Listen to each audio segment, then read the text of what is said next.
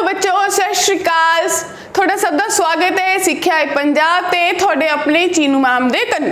होर सारे जाने किवें हो? अज असीं पढ़न की वाले हैं। थोनू सबने तुसीं पिछला सैशन देख के आए होंगे, अगर नहीं देखा तो जरूर देखियो। असीं उहदे विच पढ़िया सी मैट्रिक्स का इंट्रोडक्टरी पार्ट। असीं पढ़िया सी कि डिस्क्रिप्शन किवें, मतलब मैट्रिक्स नूं किवें असीं डिस्क्राइब करदे, हुंदा की है। ते असीं दूजी गल पढ़ी सी कि मैट्रिक्स क्यों लेके आए, उहदी लोड़ की पई। तीसरी असी टाइप्स ऑफ मैट्रिसेस पढ़िया सी कि मैट्रिक्स दी कुछ बेसिक ओनू देखण ते ओहदी शेप दे बेसिस ते कुछ टाइप्स बनदियां ने, असी उन्हां बारे डिस्कस कीता सी। अज असी अगला टॉपिक यानी कि सैशन 2 इहदे विच की पढ़न वाले हैं, अलजेब्रा ऑफ मैट्रिसेस। हाँ जी बिल्कुल, अलजेब्रा ऑफ मैट्रिसेस। अलजेब्रा क्या हुंदा है? सोच रहे होंगे कि अलजेब्रा तो असी पढ़े, सेम वही अलजेब्रा है, जोड़ना, घटाना, गुना करना, यही सारे ऑपरेशन नू अलजेब्रा कहते हैं। ते ये चीज़ां मैट्रिक्स ते भी लगदियां ने। आओ गल करिए। तो असी अज किहड़े टॉपिक ते गल करन वाले हैं, पहला ये चीज़ देखते हैं अलजेब्रा दे अंदर। असी सब तो पहली चीज़ पढ़ांगे, सब तो पहली चीज़ असी पढ़ांगे एडिशन, कि दो मैट्रिक्स किमें ऐड करी दे। फिर दूजी चीज़ असी पढ़ांगे सबट्रैक्शन, कि अगर दो मैट्रिक्स नू सबट्रैक्ट किया जाए तो किमें होणगे। तीसरी गल करांगे कि multiplication, multiplication of a matrix by a scalar, scalar जाने की constant, matrix by a scalar. ठीक है जी। तो अगली गल जो असी करन वाले हैं वो साडे कोल है, असी गल करांगे मोस्ट इंपॉर्टेंट मल्टीप्लिकेशन की, यानी कि दो मैट्रिक्स अगर मल्टीप्लाई करने हैं तो किमें करने, क्योंकि विदाउट मल्टीप्लिकेशन पूरा मैट्रिक्स डिटर्मिनेंट पूरा यूनिट ही पॉसिबल नहीं है। यानी कि मल्टीप्लिकेशन आना सानू बहुत जरूरी है। एडिशन सबट्रैक्शन देखते ही आ जाएंगे। आओ तो सब तो पहला ये ऑपरेशंस पढ़न तो पहला एक चीज़ बहुत जरूरी है, वो थोड़े कोल है इक्वलिटी ऑफ मैट्रिसेस। दो मैट्रिसेस कदों इक्वल हुंदे ने, दो मैट्रिक्स कदों इक्वल हुंदे ने, कदों होणगे ओहदे लई दो कंडीशन है। पहली कंडीशन ये है कि जेड़े दो मैट्रिक्स तुसीं कह रहे हो कि इक्वल है, वो सिर्फ ते सिर्फ उदों होणगे जिन्हों उन्हां दा ऑर्डर सेम होएगा। जे पहला odd matrix m by n दा है तो दूजा भी m बाय n दा होएगा। दूसरी गल कॉरस्पॉन्डिंग टर्म्स, ਜਿਹੜੀਆਂ ਉਹਦੇ कॉरस्पॉन्डिंग टर्म्स ने वो इक्वल होनी चाहिए। वो किमें गल करोगे? देखो मान लो मेरे को एक A मैट्रिक्स है, वो मेरे को है 1 2 3 4, तो मेरे को एक B मैट्रिक्स है, वो मैंने दिता होया है X Y Z ते W। तुसी X Y Z ते W की वैल्यू कढ़नी है। मैनू ये दिता होया as per the given question कि A B दे बराबर है, क्योंकि मैं इक्वालिटी की गल कर रही था, आप एक एग्जाम्पल कोट कर ली। तो इस एग्जाम्पल दे विच तुसी की समझा?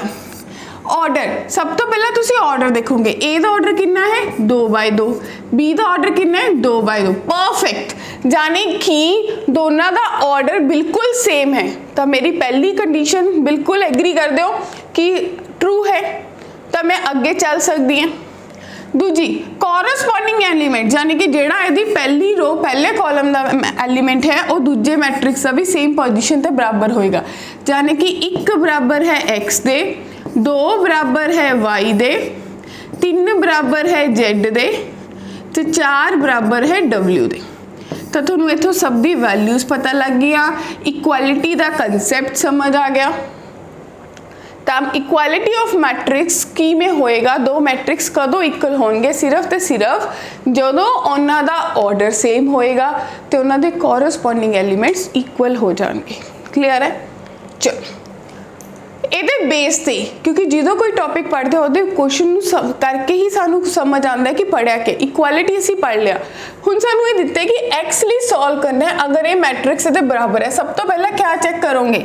सब तो पहली गल तुसी चेक करोगे बई ਇਹਦਾ ऑर्डर, कि ਇਹਦਾ ऑर्डर दोनों का सेम है, बिल्कुल सेम है। क्लियर है?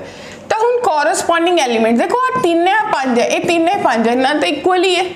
तो जाने कि तुसी कहोगे कि x स्क्वायर बराबर है 4 दे, दूजी तरफ आ गया 2x प्लस 1 बराबर है 5 दे, इसने दिता x बराबर है प्लस माइनस 2 दे, राइट। और इधर सानू मिलिया कि 2x बराबर है 4 दे, तो x की वैल्यू आ गई 2। वैल्यू ओही फाइनल होएगी जिन्ना ते दोनों एग्री करनगे, तो दोनों एग्री किते कर रहे ने कि x बराबर है 2, तो इस पर्टिकुलर क्वेश्चन लिए x की वैल्यू 2 आएगी। केड़ा कंसेप्ट लाके by equality of matrices. Clear है जी। हुन अगला क्वेश्चन कहते if A B C are distinct. हुन इथे थोड़ा जा साडे कोल दिक्कत होगी, क्वेश्चन रिपीट हो गया।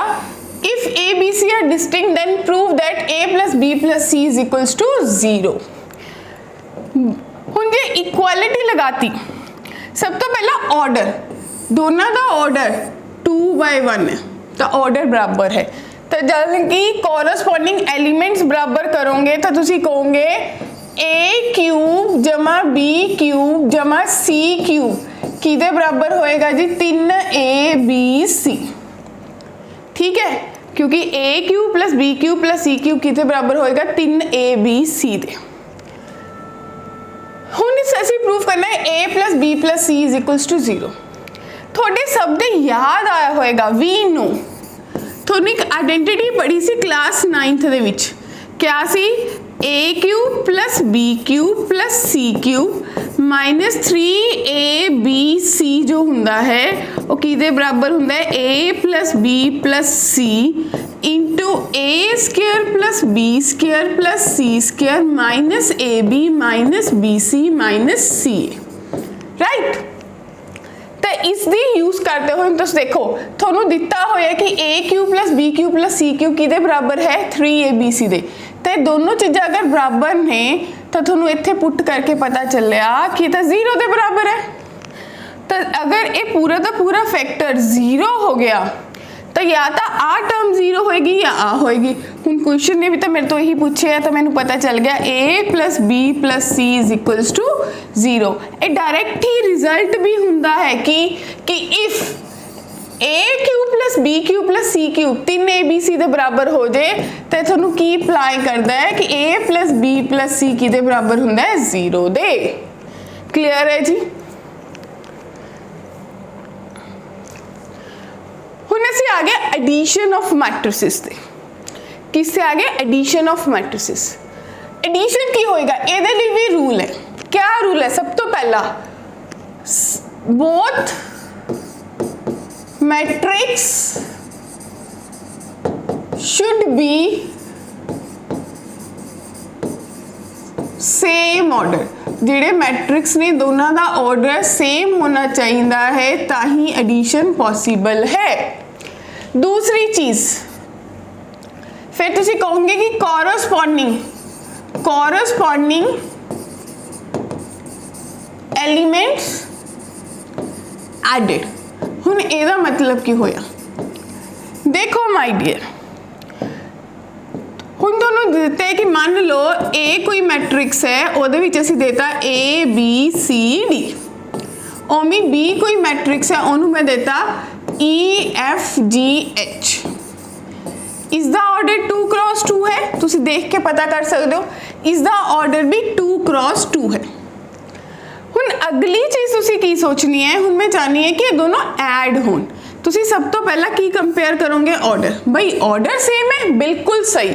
तो ए प्लस बी कितना जुड़ जाएंगे। हुण देखो कॉरस्पॉन्डिंग एलिमेंट्स ऐड करो, देखो कितना आएगा A plus E B plus F C plus G D plus H. Order कितना आ गया 2 क्रॉस 2। फॉर एग्जाम्पल थोड़ा होर इनू वेल एक्सप्लेन कर दें कि अगर सी भी कोई मैट्रिक्स हुंदा 1 2, इहदा ऑर्डर कितना हो गया 2 रो 1 कॉलम। हुण क्या बी प्लस सी हो सकता है? किवें होएगा? बी दे कोल 2 कॉलम, इहदे कोल 1 कॉलम, 1 कॉलम तो ऐड हो जाएगा, दूजा कित्थे जाएगा? इट मीन्स नॉट पॉसिबल, क्योंकि साडी पहली कंडीशन यही है, 2 मैट्रिक्स कदों ऐड होंगे जो दोनों का ऑर्डर सेम होएगा। क्लियर है जी। इन द सेम वे इस दे विच ही प्रॉपर्टीज तो पहला एक चीज़ होर लगा लेने हैं, वो है साडे कोल सबट्रैक्शन। दो मैट्रिक्स नूं अगर सबट्रैक्ट करना होवे तो क्या होएगा? अगर मैं चाहनी है कि मैं मैट्रिक्स सबट्रैक्ट करा, यानी कि a प्लस बी इधर ऐड हो गया, तो तुसी की चाहते हो कि थोड़ा a माइनस बी परफॉर्म करना है, तो कुछ भी नहीं करना माय डियर बच्चों। तुसी करना की है, तुसी इत्थे लिखोगे a plus negative of b, बस ए दे विच नेगेटिव ऐड कर दो, यानी कि नेगेटिव ऑफ अ मैट्रिक्स क्या हुंदा हुण, जेड़ा भी मैट्रिक्स है उन्होंने कीते मल्टीप्लाई कर दो -1 ते। किमें करोगे? थोड़े को एक मैट्रिक्स है A 1 2 3 4, तो -a की बन जाऊगा -1 -2 -3 -4। क्लियर है जी? एकदम माइनस करके ऐड कर दो। हुण आंदी प्रॉपर्टी। सब तो पहली प्रॉपर्टी एडिशन दी केड़ी हुंदी है? कॉम्यूटेटिव। केड़ी प्रॉपर्टी हुंदी है जी? कॉम्यूटेटिव। कॉम्यूटेटिव अपने आप की कहंदी है, स्पेलिंग गलत हो गए। कॉम्यूटेटिव कॉम्यूटेटिव अपने आप क्या कहंदी है? सिंपल जी गल हुंदी है, चाहे कन आए फड़ लो चाहे आए फड़ लो, इको ही गल है, आंसर सेम आऊगा, दोनों कन फड़े जाएंगे। किसी एक मैट्रिक्स दूजा मैट्रिक्स जोड़ दो या फिर बी दे विच ए जोड़ दो, कोई फर्क नहीं आएगा, आंसर शुड रिमेन सेम। देखो कन्फ्यूजन दूर करने लई इनू एक्सप्लेन कर सकते। ए मान लो ए कोई मैट्रिक्स है 1 2 3 4 ते बी कोई मैट्रिक्स है 0 1 1 0, ठीक है। ए दे विच बी ऐड किया, कितना आया राजा? 1 + 0 1 4 3 4, ते ओमें ही बी दे विच ए ऐड किया तो कितना बनेगा? 0 + 1 1 1 + 3 4 1 + 2 3 0 + 4 4। क्लियर है जी? ठीक है। अगली प्रॉपर्टी सेकेंड प्रॉपर्टी हुंदी है एसोशिएटिव। की हुंदी है जी? एसोशिएटिव। ये प्रॉपर्टी क्या कहती है? a + b + c, तीन चीज़ां ते लानी है, a + b जोड़ के ओदे विच c जोड़ दो, या फिर a प्लस ओदे विच b + c दे विच जोड़ दो, बस ब्रैकेट्स का हेर फेर किता है। Third property additive identity. Additive identity इनू अपनी अपनी कॉपी ते वीडियो देखते हुए जरूर पंजाबी च लिख लियो कि एडिटिव आइडेंटिटी क्या हुंदी है। मैं अपने मैट्रिक्स दे विच ऐसा की ऐड करा मेरा मैट्रिक्स की वैल्यू ना चेंज होवे, जो मेरा मैट्रिक्स दिख रहा है जिन्ने भी एलिमेंट्स है वो सेम रहन, जाने कि मैं अपने मैट्रिक्स दे विच अगर नल मैट्रिक्स ऐड करदा, नल मैट्रिक्स क्या होंदा? वो मैट्रिक्स जिसदे सारे एलिमेंट 0 हुंदे ने, अगर वो ऐड करदा तो मेरे कोल एडिटिव आइडेंटिटी होएगा, जाने कि इस केस दे विच मेरे कोल एडिशन दे विच एडिटिव आइडेंटिटी क्या है? Null matrix. क्लियर है जी? And the fourth one property additive inverse. क्या है जी? Additive inverse. इसका मतलब है मैं अपने मैट्रिक्स दे विच ऐसा क्या ऐड करा कि मैनू आइडेंटिटी मिल जाए, यानी कि मैं अपने मैट्रिक्स ऐसा क्या ऐड करा नल मैट्रिक्स आ जाए। तो दो सोचो 2 दे विच ऐसा की ऐड करोगे 0 बन जाए, डेफिनेटली -2 ऐड करोगे। 5 की ऐड करोगे -5, -5 की ऐड करोगे +5। ओमें ही मैं अपने मैट्रिक्स क्या ऐड करा? Negative of a matrix add करदा, तब मेरे को एडिटिव इनवर्स आ जाएगा, जाने कि ए दा एडिटिव इनवर्स क्या होएगा? -a। तो ये चारों प्रॉपर्टीज क्लियर है जी? Pause the video, note it down. हुण साडे कोल आंदा multiplication of a matrix by a constant. असी अपने मैट्रिक्स नूं किसी कांस्टेंट नाल मल्टीप्लाई करिए, देखो किवें परफॉर्म करांगे। मान लो लेट मेरे को एक मैट्रिक्स है ए और मैनू दिता होया A11 A12 A21 A22 ते एक कांस्टेंट है K। अगर मैं तुहानू कहां कि K इंटू ए की वैल्यू फाइंड करनी है इसका मतलब K into matrix A11 A12 A21 A22 ठीक है जी। तो K इंटू ए किहदे बराबर आ जाएगा K A11 K A12 K A21 K A22 ठीक है जी। तो ये मेरा मैट्रिक्स हो गया। ध्यान नाल देखो सिर्फ एलीमेंट्स दी वैल्यूज उन्ने टाइम मल्टीप्लाई होए है ऑर्डर सेम रहा बाकी कोई फर्क नहीं पिया।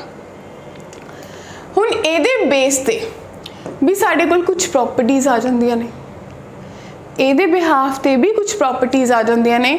वो साडे कोल प्रॉपर्टीज क्या हुंदियां ने मल्टीप्लिकेशन बाय कांस्टेंट दियां बहुत सिंपल। सब तो पहली कि जेकर मान लो K ते L दो कांस्टेंट ने तो K L इंटू ए हो जाए चाहे K इंटू L इंटू ए हो जाए और चाहे L बाहर K इंटू ए हो जाए। दूसरी प्रॉपर्टी -1 इंटू ए मैट्रिक्स कर लो या -a कर लो। तीसरी K प्लस L नू किसी मैट्रिक्स ना मल्टीप्लाई किया तो K A plus L into A भी कर सकते। Fourth property A plus B नू किसी स्केलर ना मल्टीप्लाई किया M तो तुसी M into A plus M into B भी कर सकते हो। तो ये थोनों प्रॉपर्टीज ऑफ अ मल्टीप्लिकेशन समझ आई हैं कि मल्टीप्लिकेशन जो किसी कॉन्स्टेंट ना मल्टीप्लाई कर दें। क्लियर है जी। हुण किमें पूछा जाता है इहदे उत्ते सवाल देखो मान लो हुण तक मैंने क्या पढ़ा मैंने एडिशन पढ़ा मैंने सबट्रैक्शन पढ़ा मैंने मल्टीप्लिकेशन बाय कांस्टेंट पढ़ा। अगर मेरे को एक मैट्रिक्स ए दे दें 2 3 4 5 एक मैट्रिक्स बी दे दें मैनू दे दें 2 0 4 1 ठीक है जी और मैं थोनू कहां कि 2a इवैल्यूएट करो फिर मैं थोनू कहां 5a इवैल्यूएट करो। थर्ड आप थोनू कह दिए कि 2a माइनस 5a करो और फोर्थ आप थोनू कह दिए कि 2a प्लस 5a करो। तो शायद थोनू क्वेश्चन अपने आप क्लियर है कि स्केलर मल्टीपल कर रहे हैं फिर उन्होंने एडिशन ते सबट्रैक्शन लगा रहे हैं ऑपरेशन भी लग रहे हैं जी।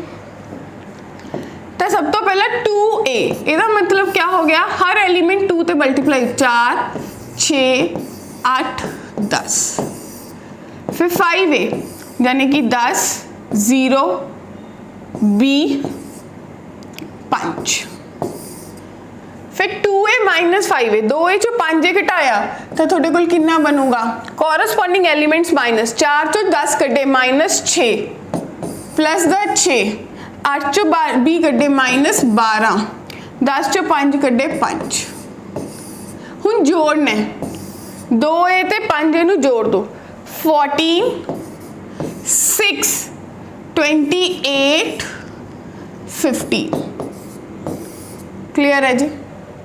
ये साडे कोल हो गया कि असी स्केलर भी मल्टीप्लाई करता एडिशन भी परफॉर्म कर ली असी सबट्रैक्शन भी परफॉर्म कर ली। नेक्स्ट चीज मल्टीप्लिकेशन ऑफ टू मैट्रिसेस सब तो इंपॉर्टेंट टॉपिक ते इहदे विच कन्फ्यूजन भी बहुत बड़ी क्रिएट होंदी है। अज इनू ही सीखण दी कोशिश करो। इस वीडियो तो बाद बहुत सारे क्वेश्चन सिर्फ मल्टीप्लिकेशन के बेस ते ही करो घट्टो घट 8 तो 10 ताकि मेरी मल्टीप्लिकेशन विच मेरा होल्ड हो जाए। अगर होल्ड हो गया तो अगे आने वाले टॉपिक बहुत सौखे लगणगे। तो मल्टीप्लिकेशन ऑफ टू मैट्रिसेस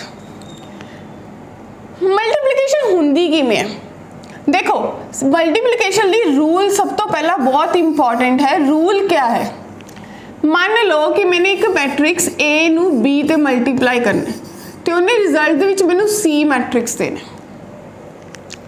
हुण अगर ए दा ऑर्डर m क्रॉस n है तो ਇਹਦਾ ऑर्डर n क्रॉस p है तो c ਦਾ ऑर्डर m क्रॉस p आ जाएगा और सब ਦੇ दिमाग 'ਚ एडा ਵੱਡਾ क्वेश्चन मार्क आ गया। ओ ये किमें आया? रूल की है देखो, अब बीच वाले सेम होने चाहिए है। याद किमें करीदा है? याद नहीं करीदा, number of columns in first matrix, ਜਿਹੜਾ फर्स्ट मैट्रिक्स है ਉਹ 'ਚ ਜਿਹੜੇ नंबर ऑफ कॉलम है ਉਹ ਕਿਹਦੇ ਬਰਾਬਰ ਹੁੰਦੇ ਨੇ? Number of rows in second matrix. जे थोड़े पहले मैट्रिक्स दे कॉलम ਜਿਹੜਾ ਮੂਰੇ ਲਿਖਿਆ है दूजे मैट्रिक्स दे रो नंबर दे बराबर होंदे ने तां थोड़ी गुना पॉसिबल हो जाती है। दो मैट्रिक्स मल्टीप्लाई हो जाएंगे तो जिहड़ा रिजल्टेंट आएगा सी ओदा ऑर्डर होर कुछ नहीं, पहले वाले दे रो दूजे वाले दे कॉलम। ठीक है जी। इनू होर देखो, मेरे कोल है मान लो ए बी सी डी, ਇਹਦਾ ऑर्डर कितना है? 2/2। ਹੁਣ मान लो कि मेरे को इत्थे एक होर है 1 ते 2, ਇਹਦਾ ऑर्डर मेरे को हो गया 2 गुना 1। मैं देखना चाहती हूँ कि गुना होणगे या नहीं होणगे, पहला तो यही देखना जरूरी है। तो तुसी कंपेयर किया भी ਇਹਦੇ जो कॉलम ने ਇਹਦੀਆਂ रोज ने बराबर ने, यानी कि गुना तो होणगे। ਤੇ ਨਵਾਂ ਜਿਹੜਾ ਰਿਜ਼ਲਟੈਂਟ ਆਏਗਾ ਉਹਦਾ ਆਰਡਰ ਕਿੰਨਾ ਬਣੇਗਾ? 2/1 ਦਾ। ਹੁਣ ਇਹ ਗੁਣਾ ਕਿਵੇਂ ਹੋਣਗੇ? ਮਾਈਂਡ ਇਟ, याद की करना है? 7 रूल की याद करना है जी? 7 रूल। इस 7 रूल क्या कहता है? देखो तुसी इधरों ही कैरो पा लो, फिर इधर नीचे मीटिंग करनी है। पहला इधर जाओगे, पहला एलिमेंट पहले नाल, दूसरा दूसरे नाल। जो एक रो इधरों एक कॉलम ना खत्म हो जाएगी तो एक एलिमेंट बनेगा, जाने कि एक ए प्लस 2 बी। अगे तो मेरे को कुछ है ही नहीं, तो इस करके मेरा कॉलम इको ही चलिया। हुण अगला सेकंड सी 1 प्लस 2D। ठीक है जी। तो ये रूल है, ये 7 हमेशा अपने माइंड च रखना है कि इदा जाके इदा जाना है। 7 नंबर पहला गए लेफ्ट टू राइट, फिर टॉप टू बॉटम। क्लियर है जी? इत्थे तक कोई डाउट? इत्थे तक होप सो तुम सबनों क्लियर हो गया होगा, तुसी सबने नोट भी कर लिया होगा। हुण एक क्वेश्चन करते हैं। फॉर एग्जाम्पल मैंने मल्टीप्लाई करना सी 1 2 3 4 नू, मैं मल्टीप्लाई करना चाहनी है 3 ते 4 नाल। ठीक है जी, मैं मल्टीप्लाई करना चाहनी है 3 ते 4 नाल। तो आप किमें करांगे? 7 रूल सबनू याद है? एक बार एरो पा लो, गलती नहीं होएगी। 1 इंटू 3 प्लस 2 इंटू 4 और में ही 3 गुना 3 प्लस 4 गुना 4। ऑर्डर कितना बन गया? 2 रो 1 कॉलम। तो जिदों हल किया मेरे को आ गया 3 प्लस 8 9 प्लस 16, यानी कि ये बन गया 11 तो बन गया 25। तो यह मेरे इस क्वेश्चन का आंसर हो जाऊगा। ये सिंपल मल्टीप्लीकेशन है कि मैं मल्टीप्लीकेशन किमें कर सकती है, किमें मेरे दो मैट्रिक्स नू गुना कर सकते हैं। हुण मैट्रिक्स किसी भी ऑर्डर का आ जाए, किसी भी ऑर्डर का। होर भी देखो, फॉर एग्जाम्पल अगर मैनू दे देन कि मेरे को एक मैट्रिक्स है, ठीक है जी, और वो मैट्रिक्स मेरे को है सपोज करो 1 2 3, और में ही दूसरा मैट्रिक्स है 1 2 3। इसका ऑर्डर कितना है जी? 3 क्रॉस 1, और इसका ऑर्डर कितना है? 1 क्रॉस 3। तो मल्टीप्लिकेशन पॉसिबल है, मल्टीप्लिकेशन पॉसिबल है, राइट। हुण ऑर्डर देखो 3/3, ठीक है जी। तो जो तुम इनू मल्टीप्लाई करोगे तो थोड़े को 3/3 का मैट्रिक्स बनेगा। किमें? इनू ये ना किता 1 गुना 1 1, 1 गुना 2 2, 1 गुना 3 3, फिर 2 गुना 1 2, 2 गुना 2 4, 2 गुना 3 6, 3 गुना 1 3 3 गुना 2 6, 3 3 9, बन गई जी गल। क्लियर है, इत्थे तक कोई कन्फ्यूजन नहीं। हुणे असीं ऑलरेडी पढ़ के आ चुके कि मल्टीप्लीकेशन हुंदी की है, तो सानू ये पता चलिया कि पहले वाले नूं असीं कहने हैं प्री मल्टीप्लायर, दूसरे वाले नूं कहने हैं पोस्ट मल्टीप्लायर। ठीक है जी, तो दो मैट्रिक्स कदों पॉसीबल है जो पहले वाले दे कॉलम नंबर दूजे वाले दे रो नंबर दे बराबर हो जाए, तो मैं कहनी है कि मेरी मल्टीप्लीकेशन पॉसीबल है। क्लियर है,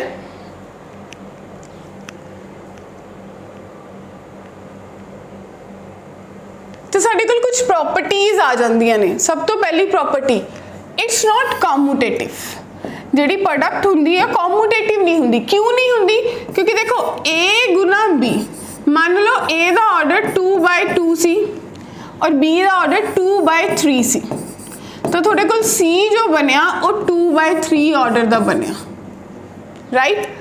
हुण जे मैं b इंटू a कर लूँगी, b दा ऑर्डर है 2x3 और इधर 2x2, तो सब तो पहला तो मल्टीप्लीकेशन ही पॉसिबल नहीं है, तो तुसी कहोगे दी मल्टीप्लीकेशन एम्प्टी है, कुछ आएगी नहीं, हल ही नहीं हो सकती।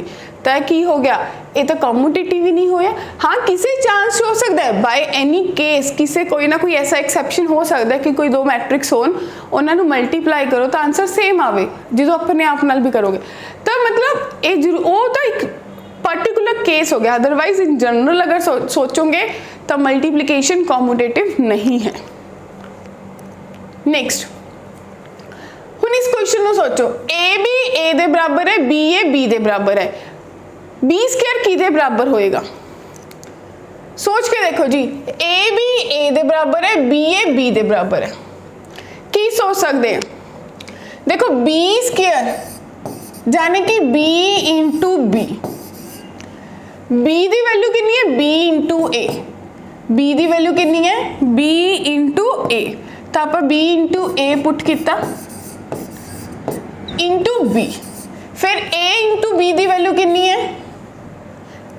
ए, तो तुसी पुट किया कि ये हो गया बी इंटू ए, फिर बी इंटू ए वापिस किदे बराबर है? बी, तो तुहानू पता चलिया कि जो बी स्क्वायर है किदे बराबर है? बी, यानी कि ऑप्शन बी थे। क्लियर है? एक बार फिर देखो, बी स्क्वायर की वैल्यू फाइंड करनी सी, बी इंटू बी लिखा, बी की वैल्यू पुट की कितनी सी? बी की वैल्यू बी इंटू ए, फिर ए इंटू बी नू फर्दर ए लिखता, फिर B into A B. Clear है जी, इत्थे तक कोई कंफ्यूजन? देखो नेक्स्ट, अगली प्रॉपर्टी, कॉम्यूटेटिव पहली प्रॉपर्टी सी, दूजी प्रॉपर्टी क्या है? It's associative. एसोसिएटिव आप गल की सी एडिशन दे विच, ए प्लस बी प्लस सी, ब्रैकेट्स का हेर फेर सेम इत्थे कि ए इंटू बी इंटू सी करना है, पहला ए ते बी ते ब्रैकेट पा लो, फिर बी ते सी ते पा लो।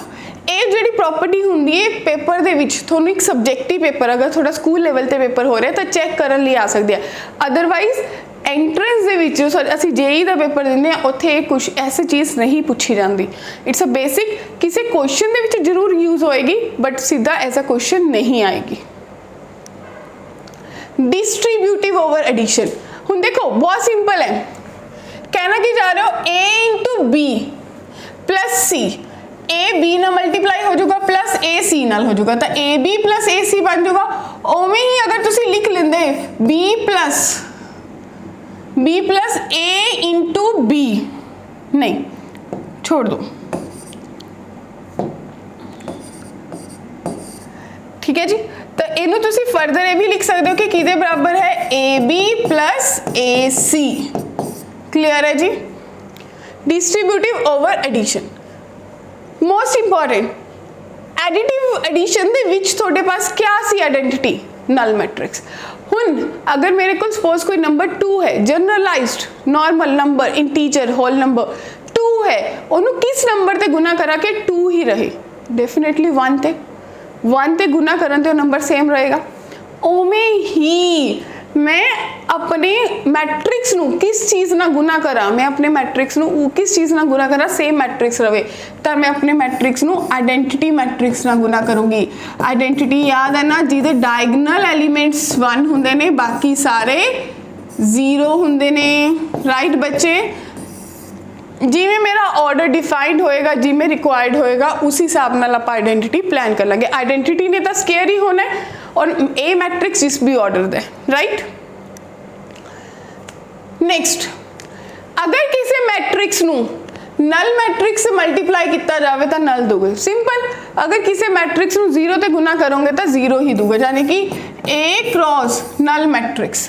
मान लो कि ए एम क्रॉस पी दा है और ए पी क्रॉस पी दी लीती है, तो थोड़े को क्या बनेगा, नल मैट्रिक्स बनेगा। किस ऑर्डर का बनेगा, एम क्रॉस पी दा। ठीक है जी।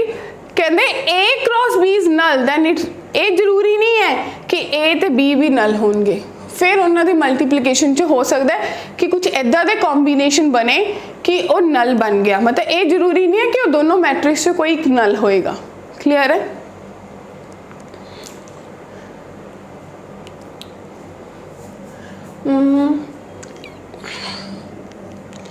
तो ये अज का साडा टॉपिक सी। असी पढ़िया कुछ अलजेब्रा ऑफ मैट्रिसेस। ये असी की कुछ पढ़िया, असी पढ़ी addition, subtraction, multiplication by a constant.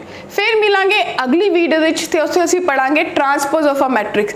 तब तक ली लाइक शेयर सब्सक्राइब जरूर करो। फिर मिलांगे। Thank you.